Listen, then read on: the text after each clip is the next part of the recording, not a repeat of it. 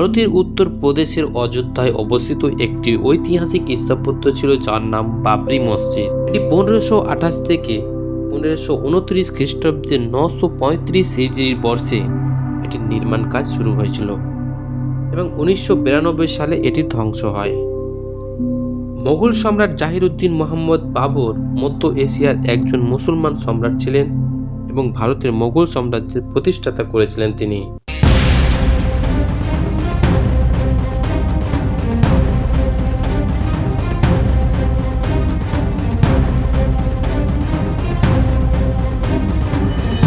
বাবর ছিলেন মধ্য এশিয়ার তুর্কি মোগল বংশোদ্ভূত শাসক তৈমুরলংয়ের ষষ্ঠ বংশধর। তার পিতা ছিলেন উমর শেখ মির্জা এবং তার মাতা ছিল কুতলুগ নিগার খানম। বাবর তার পিতা উমর শেখ মির্জা এবং মাতা কুতলুগ নিগার খানম এর জ্যেষ্ঠ পুত্র ছিলেন তিনি। তার একই মায়ের গর্ভজাত একটি মাত্র বোন ছিল যার নাম হচ্ছে খানজাদা বেগম।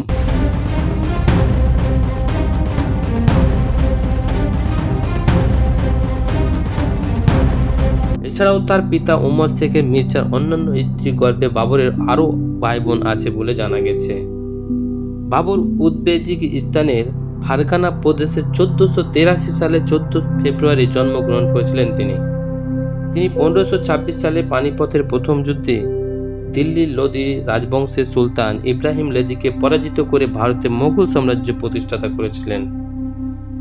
বাবরের মৃত্যুর পর তার পুত্র মির্জা হুমায়ুন মুঘল সিংহাসনে আরোহণ করেন এবং হুমায়ুনের পর একে একে মোগল সিংহাসনে বসেন তার বংশধরগণ, যেমন আকবর, জাহাঙ্গীর, শাহজাহান এবং ঔরঙ্গজেব প্রমুখ।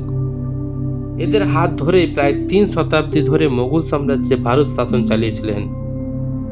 মোগল সাম্রাজ্যের প্রতিষ্ঠাতা জাহিরুদ্দিন মোহাম্মদ বাবর এর আদেশে তার সেনাপতি মীর বাকিকে 1528 থেকে 1529 খ্রিস্টাব্দে উত্তর প্রদেশের অযোধ্যাতে একটি মসজিদ নির্মাণের কাজ শুরু করেন।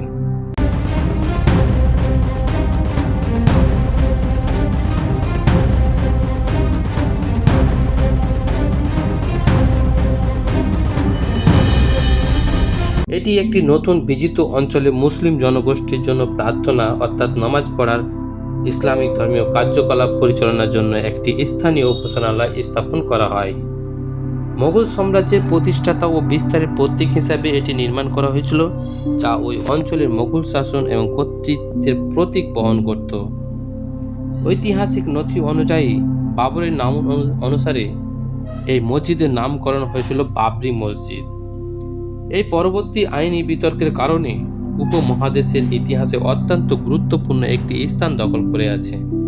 বাবরি মসজিদ নির্মাণের কারণটি বিশেষভাবে বিতর্কের জন্ম দিয়েছে এই স্থানে বলে জানা গেছে।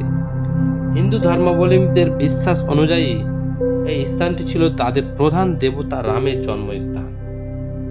অনেক হিন্দু বিশ্বাস করে যে 6ষ্ঠ শতাব্দীতে মসজিদটি নির্মাণের আগে সেখানে রামের একটি মন্দির ছিল বলে, যা ভেঙে মসজিদটি নির্মাণ করা হয়েছিল। যদিও মোগল আমলে লেখা বাবরের আত্মজীবনী বা অন্যান্য গ্রন্থে মন্দির ভাঙার বিষয়ে সরাসরি কোনো উল্লেখ পাওয়া যায়নি বলে জানা গেছে।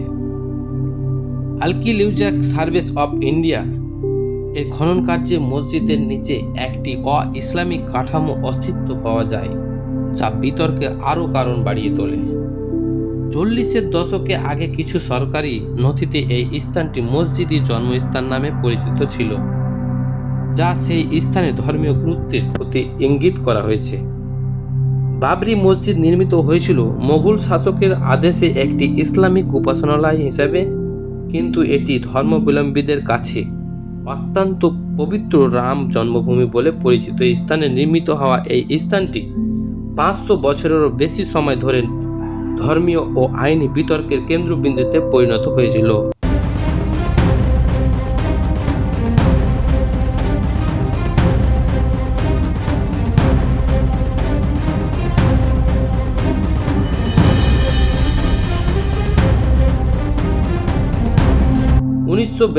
সালে 6 ডিসেম্বর এটি ভেঙে ফেলা হয়েছিল। এরপর 27 বছর পর 2019 সালে 9 নভেম্বর ভারতের সুপ্রিম কোর্টে ঐতিহাসিক রায়ের মাধ্যমে বিতর্কিত জমিটি রাম মন্দির নির্মাণের জন্য একটি ট্রাস্টকে দেওয়া নিষেধ দেয়।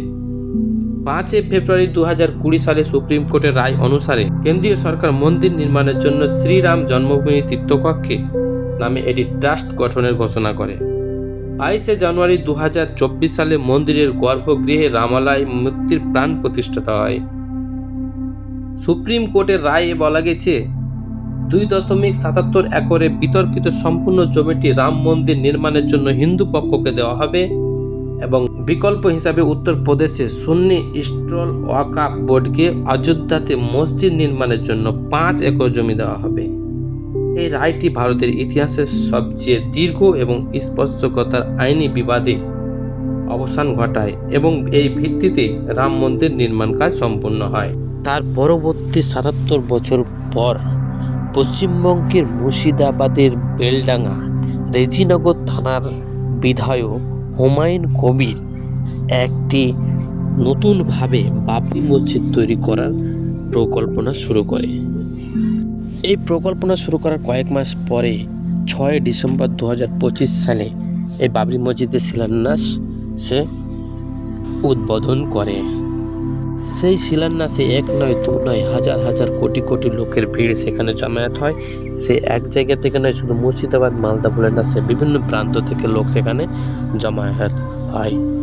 এমনকি সেখানে কোটি কোটি লোকের দান এবং কোটি কোটি লোকের ভালোবাসা সেখানে জড়িয়ে রয়েছে এবং সেই ভালোবাসার জড়িয়ে আজ তৈরি হতে যাচ্ছে সে বাবরি মসজিদ। নতুন বাবরের ছেলে হুমায়ুন তৈরি করতেছে হুমায়ুন কবির বলে নাম বাবরি মসজিদ।